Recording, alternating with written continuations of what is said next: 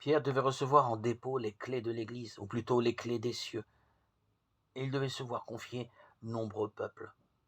Que lui dit en effet le Seigneur? Ce que tu as lié sur la terre sera lié dans les cieux, et ce que tu auras délié sur la terre sera délié dans les cieux. Matthieu 16, 19. Car Pierre avait un caractère quelque peu abrupt. S'il avait été sans péché, quel pardon les disciples auraient-ils reçu de sa part?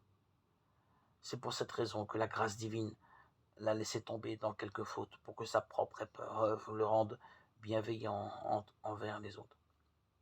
Tu vois comment Dieu peut laisser quelqu'un tomber dans le péché? Ce Pierre, le coryphée des apôtres, le fondement inébranlable, le roc indestructible, le premier de l'Église, le port inexpugnable, la tour inébranlable, ce Pierre qui avait dit au Christ, même si je devais mourir avec toi, je ne te renierai pas. Matthieu 26, 35.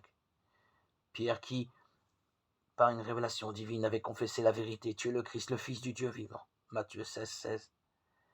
Mais, comme j'ai dit, Dieu en disposa ainsi et permit à Pierre de pécher, parce qu'il avait en vue de lui confier un peuple nombreux, et il craignit que sa rudesse, jointe à son impeccabilité, ne le rende impitoyable envers son propre frère.